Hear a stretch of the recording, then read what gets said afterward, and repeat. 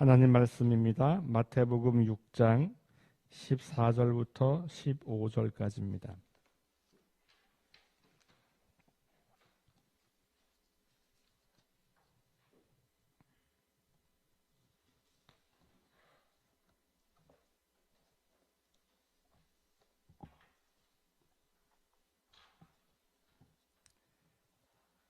마태복음 6장 14절, 15절.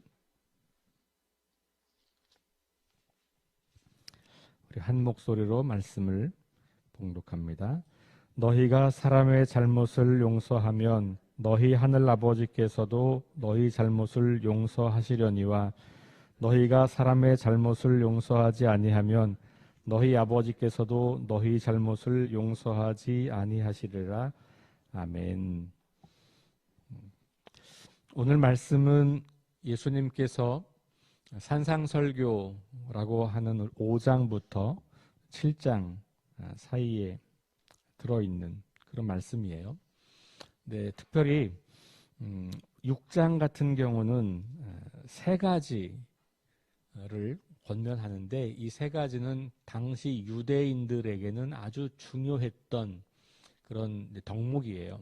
그러니까 유대교 신앙인이라면 이 세 가지는 반드시 지켜야 하는, 그것을 예수님은 하나님 나라 시민된 제자들에게 가르치고 있는 건데요. 첫 번째는 구제예요. 구제. 다른 사람을 도와주는 것. 그게 이제 6장 1절부터 등장하죠. 그래서 4절까지가 이제 구제를 하는데 은밀하게 하라.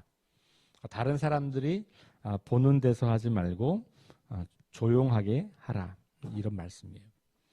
그 다음에 나오는 이야기는 기도에 관한 이야기예요.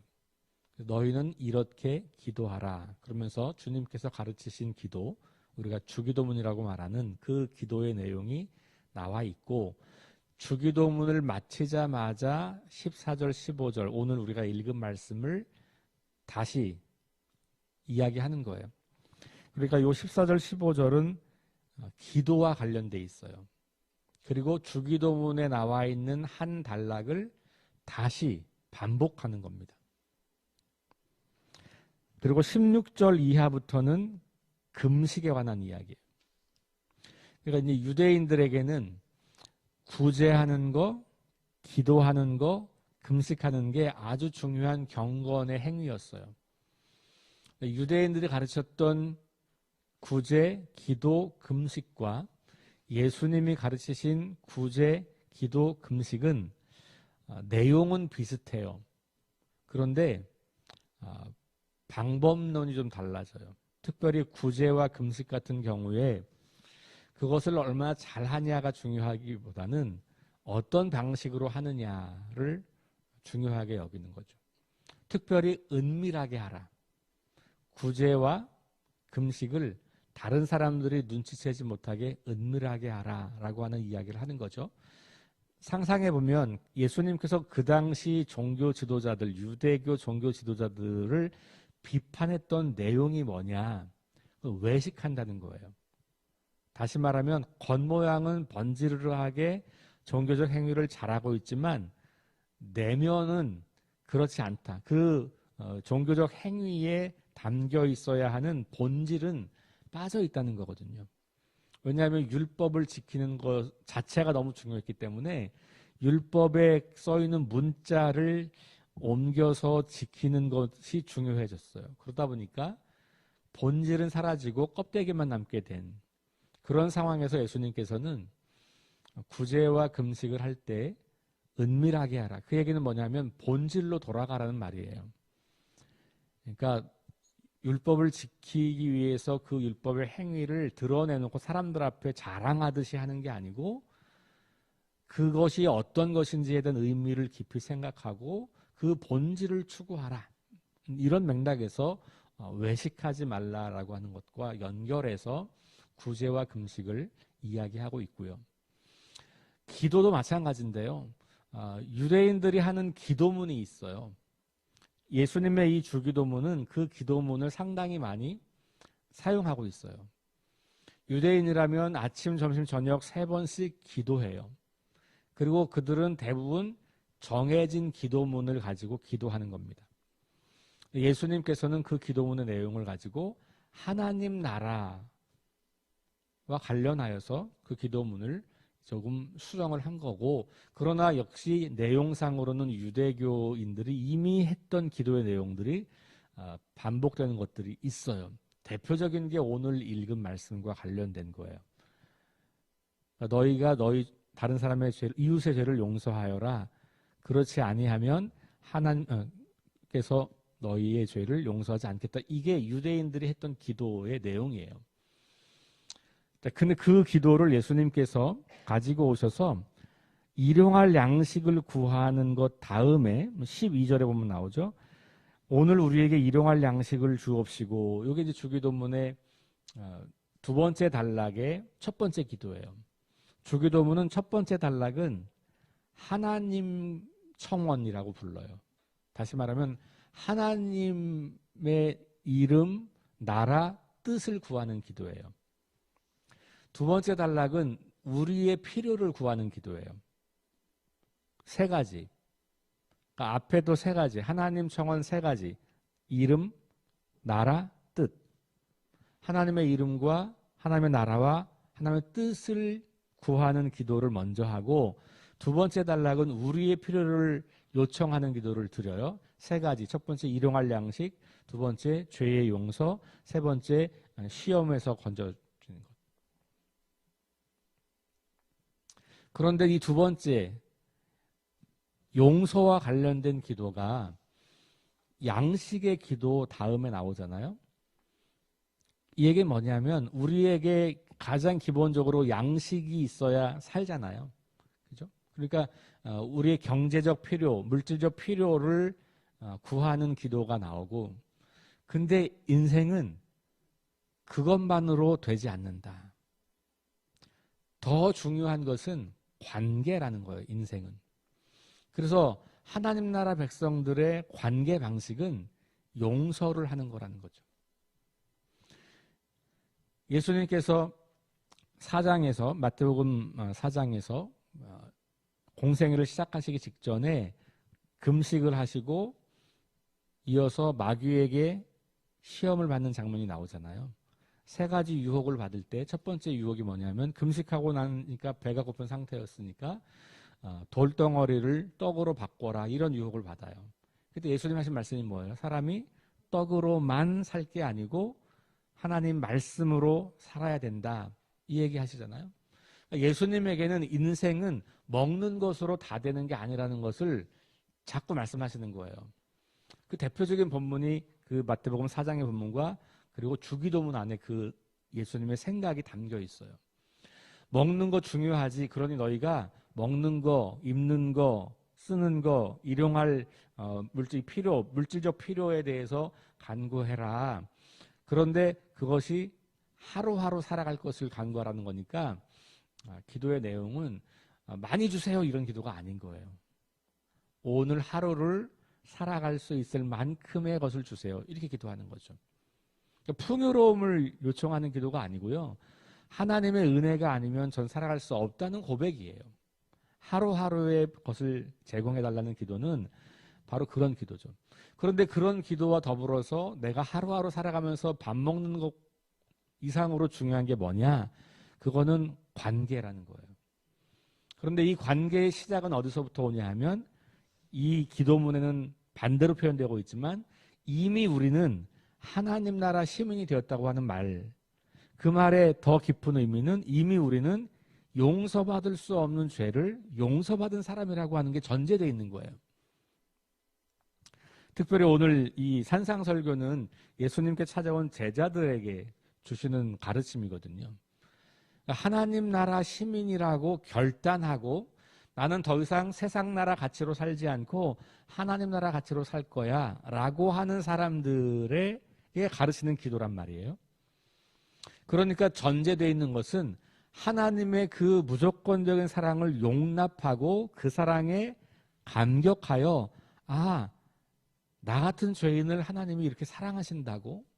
그러면 내가 그분이 말씀하시는 그 나라를 내가 들어갈 수 있는 거야? 와, 그러면 내가 하나님 나라 백성이 되는 거야? 이런 하나님의 은혜에 대한 감격이 있는 사람, 그리고 그 은혜 받은 것에 마땅한 삶을 살기로 결심한 사람들에게 이 가르침을 주는 거죠, 말이죠. 그러니까 이 기도를 잘못 오해하면 사람의 잘못을 용서하지 않으면 우리는 용서받을 수 없다. 다시 말하면 하나님의 용서를 받기 위한 조건으로 보여요, 글씨, 이 문맥 자체는. 그러나 실제 이 내용은 그 하나님의 용서를 받은 사람들이기 때문에 용서를 하는 것을 마땅히 여겨야 된다라는 이야기를 강조하고 있는 거예요. 자, 그래서 12절에 나왔던 우리가 우리에게 죄 지은 자를 사하여 준 것 같이 우리 죄를 사하여 주옵시고 라고 하는 이 기도가 주기도문을 끝난 다음에 바로 이어서 반복되고 있는 거예요. 14절, 15절. 너희가 사람의 잘못을 용서하면 너희 하늘아버지께서도 너희 잘못을 용서하시려니와 너희가 사람의 잘못을 용서하지 아니하면 너희 아버지께서도 너희 잘못을 용서하지 아니하시리라. 자, 그러면 주기도문 이게 가르침이 지금 기도에 관한 가르침에 들어있는 마지막 단락이면서 그 기도의 내용은 몇 가지가 있었는데 6가지인데 3가지는 하나님에 대해서 3가지는 우리에 대해서. 그런데 그 6가지 중에서 다시 요약 정리한 건 5번째예요. 왜 그랬을까? 예수님께서 왜 그러면 기도에 관한 가르침을 하셨다면 14절, 15절은 없어도 되잖아요. 왜냐면 이미 그 안에 들어있으니까, 주기도문 안에. 굳이 없어도 되는 이 두 절을 반복해서 기도에 관한 가르침의 결론처럼 이걸 쓰고 있는 거거든요. 그러니까 기도라는 게 뭐예요? 기도는 하나님과 우리 사이의 관계의 언어, 하나님과 우리 사이의 관계를 말하는 거예요. 대화. 그러니까 우리는 기도를 뭐라고 생각하냐면 내가 원하는 것을 얻어내기 위한 수단, 이렇게 생각하잖아요. 그러니까 막 뭔가 엄청나게 갈급한 필요가 생길 때는 기도를 열심히 하지만 그런 갈급함이 없어지면 기도를 잘 하지 않아요. 왜냐하면 구할 게 없다고 생각하니까. 근데 기도는 내가 뭘 구하는 것이 아니라 하나님과의 친밀한 관계를 유지하는 거예요. 여러분들이 사랑을 하는 사람에게 뭘 구하려고 할 때만 대화를 시도하지 않잖아요. 그죠? 필요할 때만 달라고 요청하는 것은 사랑의 대화가 아닌 거예요. 사랑의 대화는 계속해서 서로 인격적인 대화를 주고받는 거란 말이죠. 기도가 그런 거. 그러니까 예수님은 하나님에 대한 기도하고 우리의 필요를 요청하는 거예요. 그런데 그것 중에서 그 기도 전체를 다시 요약하는 것처럼 하면서 두 절을 뽑았는데 그 내용이 용서와 관련된 거다. 그 말은 하나님과 우리 사이의 관계의 기도가 결국은 어떻게 연결돼야 되냐면 사람과 사람 사이의 관계로 연결되어야 한다는 것을 암시하고 있는 거예요. 그러니까 우리가 기도에 대한 가르침 가운데 너희는 이렇게 기도하라 그리고 주기도문을 가르치신 다음에 마지막에 다시 그 용서에 관한 기도를 빼서 다시 이렇게 용서를 해야 돼라는 거니까 기도하는 사람이라면 마땅히 하나님과의 관계에만 주목하는 사람이 아니라 다른 사람과의 관계에도 주목하는 것이 필요하지. 근데 그 다른 사람과의 관계에서 핵심이 뭐냐 하면 용서라는 거예요. 다시 말하면 용서하지 않는 사람들은 하나님과의 관계를 온전히 맺는다고 보기 어렵다는 말이에요. 그러면 이 이야기는 요한일서로 건너가면 어떻게 울림이 있냐 하면 너희가 하나님을 사랑한다고 하면서 눈에 보이는 형제를 사랑하지 않는다면 거짓말하는 것이다. 눈에 보이지 않는 하나님을 눈에 보이는 형제를 사랑하지 않으면서 눈에 보이지 않는 하나님을 어떻게 사랑하냐. 그 얘기는 뭡니까? 하나님을 사랑하는 방법이 예배만 있는 게 아니라는 거예요. 기도만 있는 게 아니라는 거예요. 하나님을 사랑하는 방법은 눈에 보이는 형제를 사랑하는 것이 곧 하나님을 사랑하라고 하는 거예요.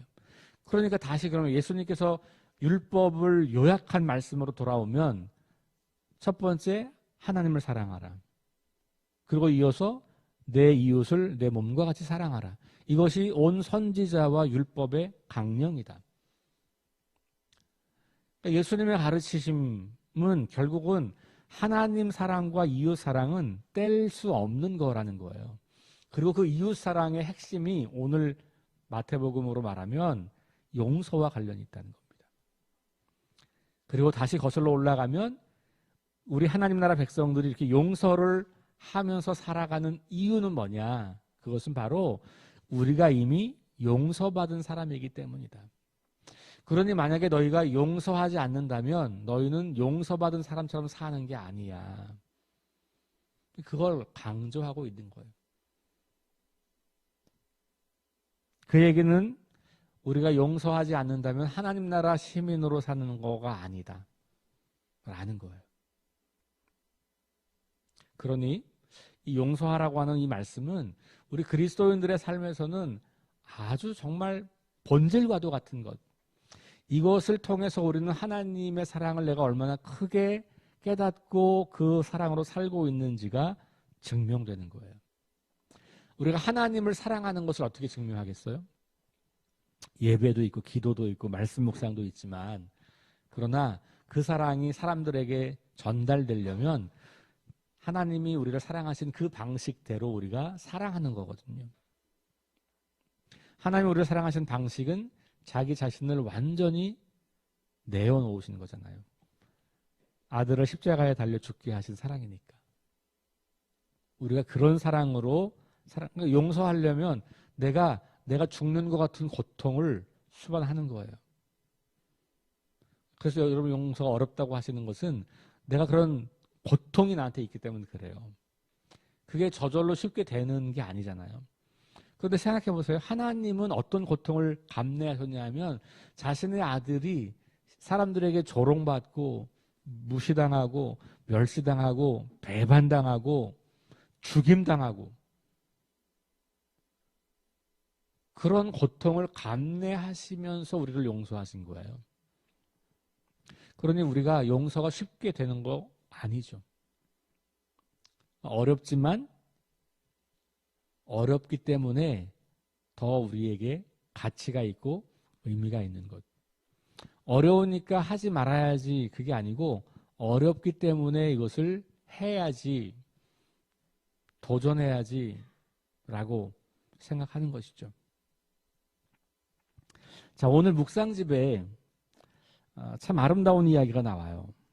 저는 한국교회사를 공부하면서 그때도 많이 느꼈지만 최근에 다시 이 묵상집을 가지고 특별히 하디 선교사님의 그 초창기 이야기를 읽으면서 한국교회의 이 초창기의 모습은 정말 대단했구나. 정말 대단한 능력이 있었구나. 근데 그 능력의 핵심으로 들어가면 결국은 그게 용서와 관련돼 있다는 거죠. 우리 1903년, 1907년 이런 대부흥운동의 핵심이 뭐라 그랬어요? 회개와 보상 그리고 그것에 이어지는 용서라 그랬잖아요. 공동체 안에서 내가 잘못했다는 걸 공개적으로 고백했는데 그 사람을 정죄하고 비난하고 멸시하고 따돌리지 않아요. 그런 사람들이 서로를 용서하면서 공동체가 돼요. 그리고 그 힘을 가지고 더 많은 사람들에게 하나님의 사랑이 증거되고 그러니 폭발적인 성장을 하게 되는 거예요. 자, 오늘 이 신석구 목사님이 전도사 때 이야기예요. 신석구 목사님은 그 일제 강점기에 민족 대표 그 독립선언문 관련 우리 그 민족 대표 있잖아요. 32명, 33명? 예. 그 중에 한 분이에요. 그 중에 16분이 목사님, 기독교인들인데, 그 감리교 목사들이 상당히 많아요. 근데 대표적인 분이 그 신석구 이분이에요. 그러니까 이분은 민족의식이 굉장히 강했고, 그런데 이제 1910년 8월 29일이죠. 우리가 그동안 한일 합방 이렇게 이제 표현했던. 근데 우리 국가보훈처에서 2018년도에 용어를 정리했어요. 한일 합방, 한일 병합, 한일 합병 이런 용어는 일제가 이걸 정당화하기 위해서 만든 용어니까 우리는 경술국치 이렇게 쓰겠다. 그래서 처음으로 국권을 상실한 수치스러운 날이다. 이렇게 국가보훈처 홈페이지 가면 나와 있어요.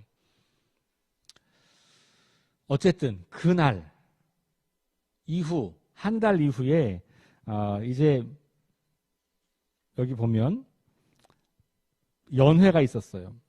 그러니까 남감리회 연회가 있었고 연회에 참석한 한국의 목회자들이 그 한 달 전에 있었던 그 사건으로 막 울분에 차 있는 겁니다. 일제에 의해서 강제로 우리나라가 일본과 통합이 됐다는 거잖아요. 그러니까 이게 막 한국 이 사람들로서는 참을 수 없는, 그러니 모여서 막 울분하고 좌절하고 막 이런 분위기였던 거예요. 그런데 하대 선교사님이 사석에서 중국이나 러시아가 식민 통치하는 것보다 훨씬 난 거다. 거긴 공산국가고 그래도 일본은 그렇지 않고, 특별히 이제 일본은 그 당시 뭐 미국의 문호를 개방하고 막 이런 게 막 이제 들어오던 때니까 선교사들이 보기에도 일본은 좋은 나라, 문명국이고, 그러니 차라리 중국이나 러시아에 통치받는 것보다 훨씬 난 거고, 그러면 더 빨리 근대화 될 거고 또 기독교 선교에도 도움이 된다. 러시아나 중국에 오면 선교 못하니까. 예를 들어 그런 이야기를 이제 사석에서 한 거예요. 그러니까 이제 이 한국의 목회자들이 그 얘기를 듣고 막 화가 나는 거죠. 어떻게 그럴 수 있냐? 응? 우리가 주권 국가인데 우리 주권을 다 빼앗긴 건데 그게 말이 되냐? 막 이제 이렇게 화가 나고 막 그런 거예요. 신석구 전사님이 그 자리에서 그 말을 들으면서 저 인간하고는 상종하면 안 되겠구만, 이런 생각을 한 거죠. 아무리 선교사여도 저건 말이 안 된다. 또 그 뒤에 한 달이 지나서 서울에서 100만 명 구령운동이라고 하는 이제 아주 중요한 또 우리 국가적인 그 기도회가 열릴 때 신석구 전사님도 집회에 참석을 한 거예요. 지방에 있었지만 하대 선교사를 만났는데 눈길도 안 주고 외면하고 가버린 거예요. 그런데 이 기도에 왔는데 그 하대 선교사님을 만나고 난 이후부터 기도가 안 되는 겁니다. 기도를 해도 기도가 안 돼요. 여러분 그런 경험이 있으세요? 기도를 하려고 하는데 안 돼. 가만히 생각해 보면 인간과 인간 사이의 관계가 뭔가 심하게 깨어져 있으면 기도가 잘 안 돼요. 제가 아주 젊었을 때, 지금도 젊지만 더 젊었을 때, 어렸을 때, 그러니까 어린애가 아니고 결혼하고 이후지만 젊었을 때 기도가 가장 안 될 때가 언제냐면 아내하고 싸웠을 때더라고. 아내하고 싸우고 나면요, 진짜 기도를 할 수가 없어요. 제일 힘들 때는 토요일날 밤에 싸울 때. 그럼 막 주일날 내가 어떻게 설교, 어떻게 예배인도 할지 잘 모르겠어. 근데 해야 되니까 그냥 하는 거지. 그런데 신기하게 정말 저도 제 아내와 화해를 하잖아요. 그러고 나면 기도가 더 잘 돼요. 하나님과 우리와의 관계는 사람과 관계와 밀접한 관련이 있다는 것을 저도 경험했는데 하대성 교사님이 그 경험을 한 거예요. 그리고 나서 깨닫게 된 거죠. 여기 오늘 보면 이렇게 이제 음성이 들렸다는 거예요. 내가 형제를 사랑할 것 같으면 직접 권면하면서 그런 일을 바로잡으면 형제도 유익하고 교회도 유익한데 왜 그렇게 하지 않고 속으로만 그렇게 미워하고 있냐? 이게 죄가 아니냐? 이렇게 깨달아진 거예요. 형제를 미워하는 자는 살인하는 자니 살인하는 자에게는 생명이 없다. 그에게 범죄하였으니 가서 그에게 자복하라. 그래서 선교사님 집으로 찾아갔는데 마침 안 계신 거예요. 돌아오면서 야, 잘 됐다. 그래, 뭐 나 할 만큼 했어 이제. 어? 자기를 또 이제 이렇게 위로하는 거예요. 그런데 또 기도가 안 돼서 또 하나님 앞에 멈춰 있을 때 들린 음성이에요. 또 그런 마음으로 다녀온 거 진정으로 화목하려고 한 거 아니지 않냐. 너 스스로를 위안하려고 했던 거 아니냐. 이런 게 외식하는 거예요. 그죠? 나 화해하려고 그랬는데, 그래서 다시 다음에 찾아가서 성교사를 만나서 사실대로 이야기를 한 거죠. 그럴 때 마음에 광명한 빛이 비쳤다. 그리고 하대 선교사님도 제자가 와서 그렇게 눈물을 흘며 용서를 구할 때 성서 깨닫고 내가 한국 사람들의 이 정서와 이 마음을 너무 몰랐구나. 그걸 반성하고 그리고 함께 서로 기도하고 헤어졌다는 것이죠.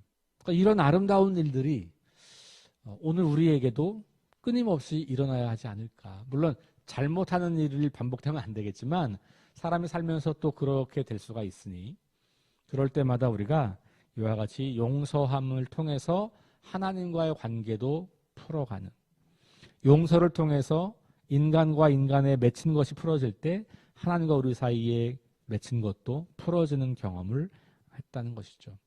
오늘 저와 여러분들이 오늘 하루 혹시 여러분 마음속에 나 이 인간 참 용서 안 된다. 그런 분이 혹시 계시다면, 그것도 특별히 우리 교회 안에 계시다면, 아니면 여러분 가족 구성원 중에 누가 있다면 한번 오늘 그분을 용서하는 시도를 해보시면 좋겠어요. 할 수 있는 만큼 직접 찾아가서 전화해서 용서를 해달라고 하면 제일 좋겠지만 그것까지 안 된다고 하면 그 전 단계라도. 근데 여기서 핵심은 뭐냐면 다른 사람이 나한테 잘못한 것이 아니고 내가 잘못한 건데 용서를 구하지 않은 것. 그런 것을 가지고 오늘 한번 생각해 보시고 또 그런 게 없다면 다른 사람이 나에게 용서를 구하진 않았지만 내가 그 사람을 어떻게 할 건가 생각해 보시면서 용서 그리고 다른 사람과의 관계를 통해서 하나님과의 관계를 이어가는 하루가 될 수 있기를 주의 이름으로 축원합니다. 기도하겠습니다. 하나님, 용서받을 수 없는 죄인들을 용서하신 은혜를 기억합니다. 그래서 우리 그리스도인의 삶은, 하나님 나라 시민의 삶은 다른 사람들을 용서하는 것에 있음을 이 아침에 다시 기억합니다. 용서하지 않고 맺혀 있을 때 하나님과의 관계도 풀리지 않고 기도도 되지 않는 그 경험을 함께 나누었습니다.